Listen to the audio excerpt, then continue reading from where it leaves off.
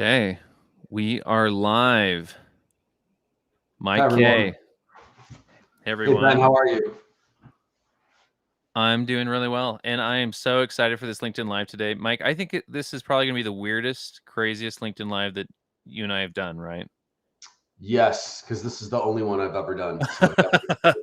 So we've succeeded there. I've done a lot of these, and I am very excited about this one. So maybe a shout out to the audience. While we're getting started, tell us where you're calling, where you're tuning in from. Love to know what part of the world you're watching this from. So Mike, this started. So this project that we're going to showcase and talk about. How long ago did this start? Like 5 or 6. It started a long time ago, like 6 months ago, 7, almost a year ago. I It was think it just was an early idea. summer, late spring. Yeah. Yeah. And so we have a lot of different ideas that we have going around. And actually, I'm getting a message. Let's start with introductions. I haven't even introduced myself. So my name is Ben Taylor. I'm the chief AI evangelist for DataRobot. And Mike, I'd love to hear your introduction.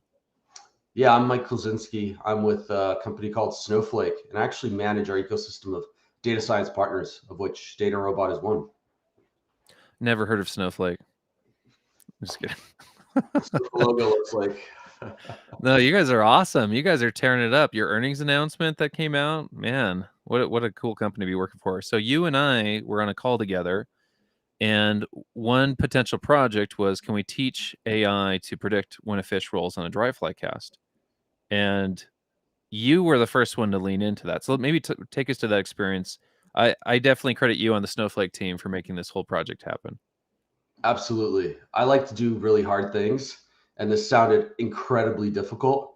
Like, how do you take a team of folks out into the wild, collect a bunch of video data? And we're talking about 10,000 casts of like a fly fishing rod. That's a ton of video. And then how do you grab all that data, process that data, and actually build out a model? I mean, that kind of blew my mind. And you were like, yeah, we'll take care of this. Don't worry. It's easy. We're gonna make this happen and we can definitely train a model. And I said, all right, let's see it. And yeah, here we are. And the location that we picked, I'm gonna bring Bronze in a second. So we could have done this at a fish hatchery. That would have been really easy. We could have just showed up to the fish hatchery, had all these cameras, and we'd be done in like 5 hours and say, okay, there you go. But I'm a big fan of inspiration. We got people calling in from the Netherlands, San Diego, Florida. Keep them coming. And so one of the locations I wanted to go to was Lonesome Lake in the Wyoming wilderness, and it's in the middle of nowhere. And getting ready to do the hike, I started to do some test hikes, and I realized that this whole project was at risk of failure. And I'm going to bring Bronze in because so Bronze has Speaking of told me. failure, yeah. Speaking of failure, so Bronze, introduce yourself. Okay, so I'm Bronze Swallow. I should have changed my name down there, but so I'm the senior director of product design at DataRobot. I wasn't at the time of this event. I was like Ben's little helper back then. And yeah, and Ben, we had talked about lots of we talked about this idea for quite a while, and then and I was working on some different things, and then Ben brought me in, kind of like last minute, and said, "Oh, wow, we got a lot to do." So that's how I remember it. Yeah. Well, the thing I'll credit you with, Bronze, is I had done the hike twice, and I was feeling pretty discouraged because I could do the hike. I was fine doing the hike, but the idea of bringing people in from sea level, and we had Anima from NVIDIA, and I was thinking, if Anima breaks her ankle on Jackass Pass, NVIDIA is never going to forgive me. Like this isn't one of those things where you say like, oops, or sorry. And so I told Bron, I was feeling pretty discouraged coming back, and I was like, I don't think I can take them to this place that I want to do the shot. And Bronze, he suggested let's do the shot in 2 different locations. Let's do the shot 3 miles in, and then we'll still take a video crew all the way in. And then I want to bring Philippe in. He's backstage, so he was another person that got pulled into this. So Philippe, introduce yourself. Hello, Ben, Bronze, Mike. I'm Felipe Hoffa with Snowflake, Data Cloud Advocate, and I was invited to be part of this crazy trip. And And who invited you? Did Mike have something against you? He wanted to kind of throw you into this chaos. yeah, so it was Mike that told me, "Hey, Felipe, do you want to go fly fishing, camping, hiking up in the mountains to make this video?" And I said yes as soon as I heard make this video. So I started training to be able to hike up the mountain at that moment. I'd love to talk for a minute about all the points of failure, potential failure on this project. So COVID was an issue. We have 10 people flying into Jackson Hole. This is right during, right during the summer, and there were new concerns about COVID. Teams were having maybe describe that process. What did you guys need to do to get approval to even come on this trip? I think Delta had just come out. And so for us, we had to get executive approval from the very, very top. So that's not something you easily do, right? Like, do you go to your executives and say, hey, I want to go fly fishing in Wyoming. Can I get approval for this? Yeah. So we did, because the project was just so extraordinary. And someone's calling in from Israel. We're going to show the video soon, but some of the points of failure, there were so many points of failure here. So we had COVID. Weather was huge. So one of the test hikes I did, I got rained on and hailed on with lightning, and it was awful. Even for me, I was like, this is a disaster if that happens. Some of the nights it got really cold, got below, and we did get that a little bit. So we had COVID. Then we also had the altitude. So we slept in, was it Pineview? Do you guys remember the name of that town?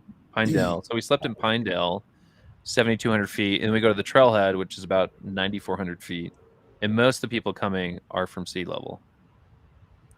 And I remember that fear of what if we don't catch any fish? Oh, that's the best fear of all, Philippe. So I that was one of the concerns. I thought, what if we go out with this entire crew and we don't catch any fish? So I was definitely relieved when we got to the river, when we hiked in. I think we were catching fish in like 10 minutes. So yeah. So lots of variables here, but with any other, maybe Bronze, you have other concerns about this trip that were pending as we got closer.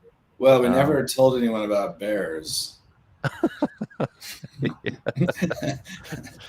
Well, once they got there, we did.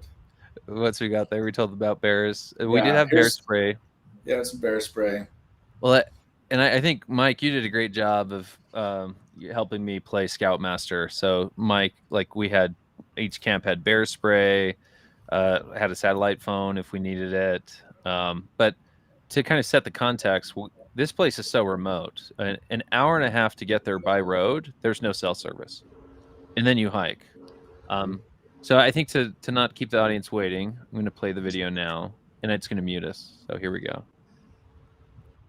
Predict when you'll catch a fish. That's a tough question. No, you can't predict when a fish is going to rise. But we could. Can we teach an AI system to anticipate if a fish will strike on a fly? And so Snowflake, NVIDIA, and DataRobot, we came together and we hiked into the middle of nowhere, and we brought in GoPros and cameras to capture all the data, capture all the information. Once we have data in tables and we can analyze it and build dashboards, I just want to see everything, like why was this person catching more fish than other people? I think AI can really be good at something like fly fishing with enough data, because there is the aspect of being able to see where the fish moves, and you can do that with computer vision. Maybe AI will be better than humans, or definitely better than me. Video as a data source is fascinating. How long of a time horizon do we need? How important is time? How important is the environment? The AI has to learn not only what's happening spatially, but what's happening temporally. So is this cast going to work? Is it good? What's been recent activity in the shot? Have we seen surface activity? What's happening with the water and the flow? Before, 90% of the effort was how to solve this problem. How on earth do we solve this? And today, 90% of the effort is what problem do you want to solve? And that's very exciting, because it means that anyone can become an AI user.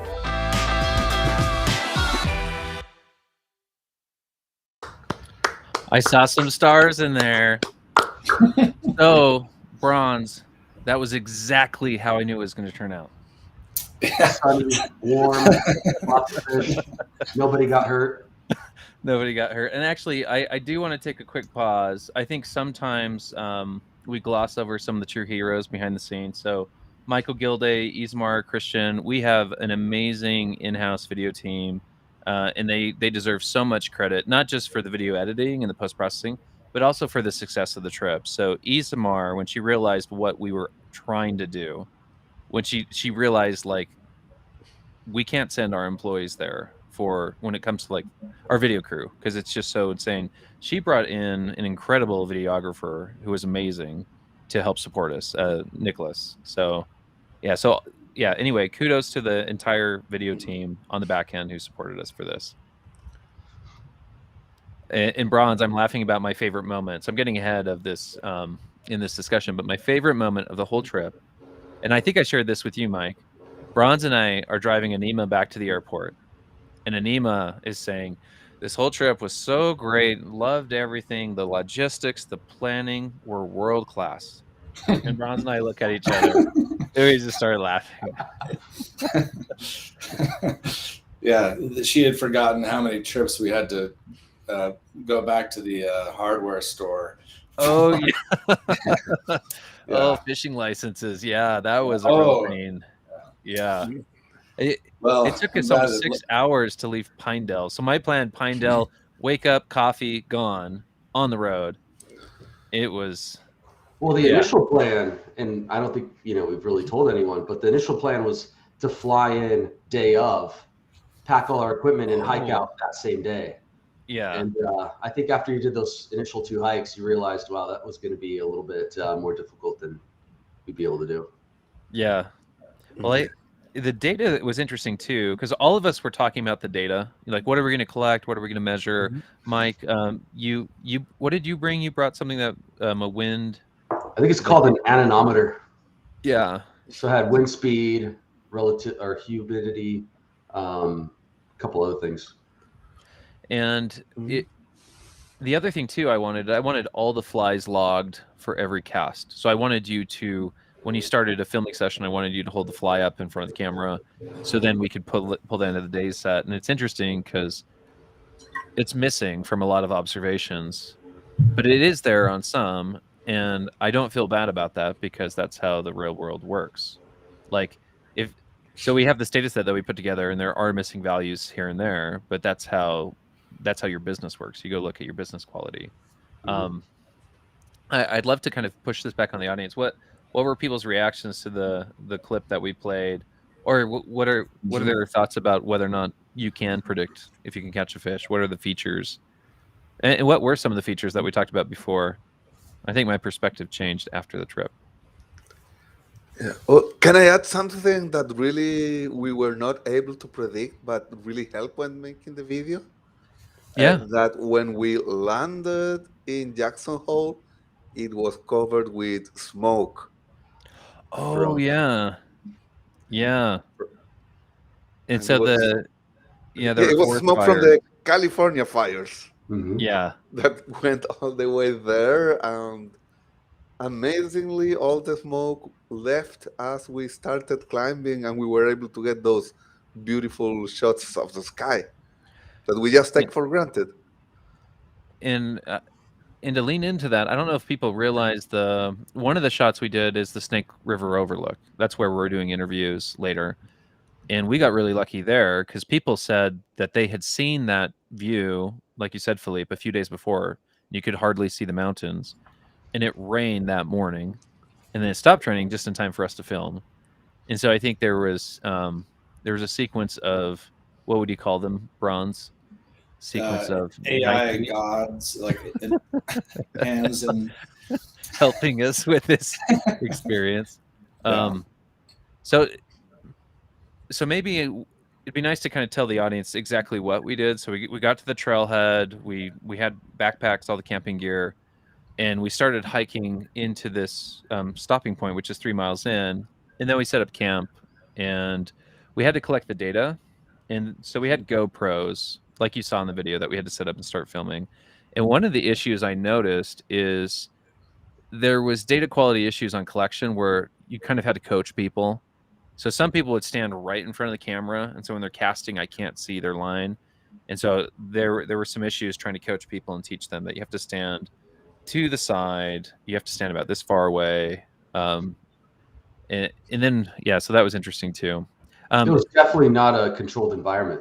Oh, because yeah. There's a lot of fishing at a lot of different places. So it was interesting to see that the AI was able to temporally figure that part out. And I did like the storytelling side, because one of the things we talk a lot about is you need good storytelling from the AI perspective. Because the last thing you'd want is if I had like this, what's a funny computer to make fun of? HAL? Or if I had like this beeping computer and I put all this data in and it says I can predict if you can catch, like, yes, you will catch. It doesn't build a lot of confidence. And so the storytelling is so important. And so one of the things that was flashed in that video was the feature breakdown. Why is the model able to predict if we can catch a fish? And I was very encouraged to see that one of the strongest features to predict if you're going to catch a fish is recent surface activity. So we have this temporal feature we build from 35 seconds of recent video. In that image, it has one of the strongest indicators on whether or not you're going to catch a fish. Because in that image, if a fish surfaces, it's present, and that, from a human perspective, that makes sense. From a fly fishing perspective, I would say that's not profound.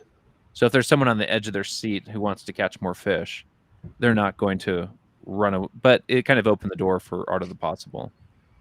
Well, this goes back to Felipe's point, right? If there are no fish, doesn't matter what you do, you're not going to be able to catch them. And so that surface activity told us there were fish there. And then there was the whole nother part of, like, most of us had never gone fly fishing before. So even if there are fish, are we actually going to be able to catch them, right? Oh, with your cast quality. Tangling the lines. I'd be curious what your thoughts were, Bronze, that morning at Lonesome Lake when we were set up to shoot. We got lucky on so many fronts, right? Like, no clouds. Yeah, maybe just paint the scene. Yeah. Well, you had sort of painted the scene before, that you'd hiked up there a couple times before. I'd hiked up there years prior. And my friend fly fished up there as well, and he had no luck. And you had no luck up at Lonesome Lake like 2 weeks before. So I don't know if I told Philippe and Mike this. I went to that setting and I didn't catch anything. Yeah. And I was telling Bronze that we might not catch anything, but I want that shot. So yeah, keep going, Bronze. Yeah. So yeah, we were interested in the shot because we knew still that you casting would be worth a shot up there, right? Because it's so beautiful. It's so cinematic. And so when you've dropped in your first line, your first cast, you caught something. And then your third cast, you caught something. Yeah. And then it was like every 4 casts you caught something until it died off just about when we, had enough footage. So another kind of AI god miracle to help out. Well, I was so happy with that morning shoot because Mike and Philippe, a fish would rise and I'd say, Bronze, do you see that? Do you see that ripple? Let me know when it's in focus. And then I'd cast and yank on the fish. So some of those shots were just so ridiculous. But anything else stand out to you guys on the trip? Anything? I'm trying to figure out if there is a correlation. Maybe fish come out more often if we are filming and measuring if we're going to catch them. I mean, that's how I feel. I went to this trip because it was going to be filmed. Maybe fish work the same way. So Philippe, that makes me think we need to add a new feature to the data set, and we'll call that feature hope or anticipation. So we will just adjust the numbers. How much do you hope that you'll catch a fish? Or fame in Felipe's instance. So it could be a desire for fame from the fish and Felipe. I mean, it worked. It worked, yeah. So when I was fishing and trying to help build out this data set with you guys, one of the things I was thinking about was what's going on in the fish's brain. So the fish is casually sitting there. It looks up and it sees a fly on the surface. And it has to make a decision. Is it worth the energy and the risk to go for it? And it's kind of a funny thought, because you start to think, does the fish have free will? If this model becomes perfect, if imagine a droid on the side of the lake fishing with perfection, it can see through the water with X-ray, and it knows how excited the fish is. Does the fish have free will? Does the fish, or is it just reacting to its environment in a way that's very predictable? And so that was kind of a fun, deeper thought that I was having with the fish data set. And that's our follow-up project, right? Is the droid fishing against the human, and that's in the works. That's just around the corner. Yeah, stay tuned. I do want to call out that. So one of the things we are launching is more intelligent.ai. So the more intelligent tomorrow, that's one of DataRobot's thought leadership things that we do here, where we have a podcast, but we also do fun projects like this with Snowflake. So you can see the link here too. And after doing this project, I think there's already excitement on what's the next project. And so maybe not that we can decide live, because we have other people we have to talk to, but what would the next project be for you, Philippe or Mike, if we went and did something with AI that was adventurous? And if you wanted to make it interesting with a film crew or the novelty, what are some ideas that you guys would do? Can we go scuba diving? Yes, I knew Philippe was going to take us scuba diving. So scuba diving, Would we do spearfishing? What's the AI use case? What are you wanting to predict or analyze? Well, scuba diving, something I'm worried about, and a lot of people are worried about, is the lionfish invading the Caribbean seas. Like, so you want an AI that can detect that fish? Exactly. So if we want to get rid, because there are invading species in the Caribbean, we need to be able to find where they are. And yes, just trying to be more efficient at it. Well, then, Bronze, that gets interesting for phase 2 of that. You now have a robot killer fish that is swimming through the ocean looking for species that shouldn't be there. Lots of robotics happening next. It sounds like we need some pretty serious robotic investments to beef up the Snowflake DataRobot and NVIDIA. Maybe a fourth partner. Yeah, we need to go partner with a fourth partner here. So to kind of bring it back to the business, I really love these types of projects because I feel like they kind of open the creative aperture, art of the possible, to get people thinking. But they also relate to everyday life, right? Like there's a lot of people watching this that love fishing. They're obsessed with it. They spend thousands and thousands of dollars to go to Alaska to get a break from, reality and go fish. But when you inspire people, there's always a rational close. So there are many practical use cases of AI where you could bring in video, you could bring in, Snowflake has the unstructured data support. That's why we chose this project. So maybe let's talk about that for a second. Because we can do something like this with mixed data types on Snowflake with DataRobot, with NVIDIA under the hood, what else could we do that would make people money? Well, I think building off of kind of the same concept of outdoors, but still being very useful, would be maybe predicting lightning strikes, which are directly correlated to forest fires. I know when I lived in California, when we had the big fires in 2000 or 2020, I remember seeing the thunderstorm coming in over the coast and then the lightning starting. And then from that, we had all those really big fires. So, there's a big correlation of, do you have video equipment to capture the meteorological data? Do you have the meteorological data? Do you have the relative humidity and the water content of the different forests and whatnot? And I mean, lightnings are really easy to spot. And then, yeah, can you predict, does a lightning strike, cause a forest fire? And then can you pre-deploy individuals to go out there and stop those fires before they get out of control? I think that'd be a really interesting project. So totally random, Mike. I used to fight wildland fire, and I've actually responded to a lightning strike as a wildland firefighter, and I helped put it out. All right, well, the decision's made. That's what we're doing, guys. Yes.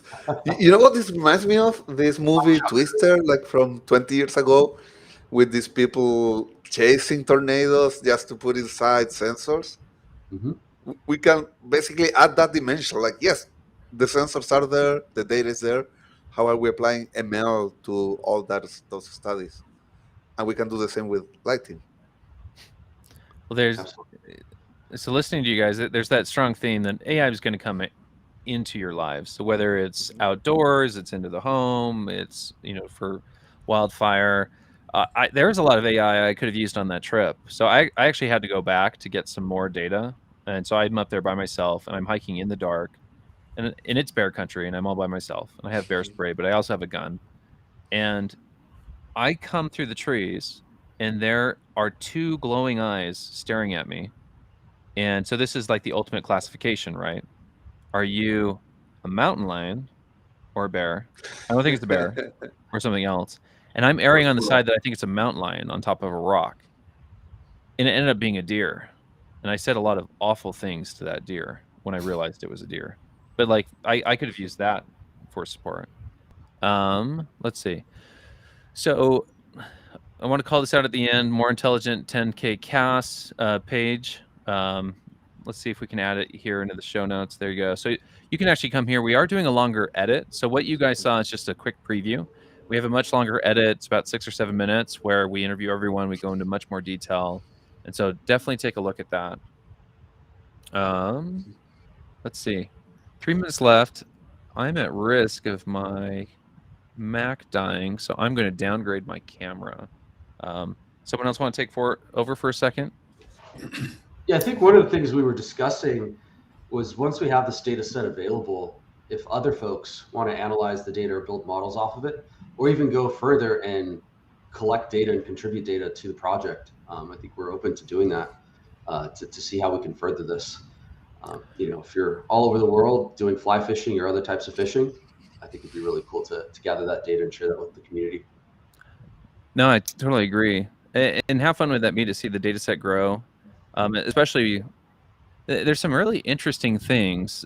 Like one of the things I was noticing was fish become much more reckless if there's a hatch. So if multiple fish are rising, if there's like the rate of rise is increasing, your presentation doesn't matter. Like you can, depending on where you're fishing, you can actually get to the point where you're casting like yarn with a hook, and the fish are just in such a feeding frenzy.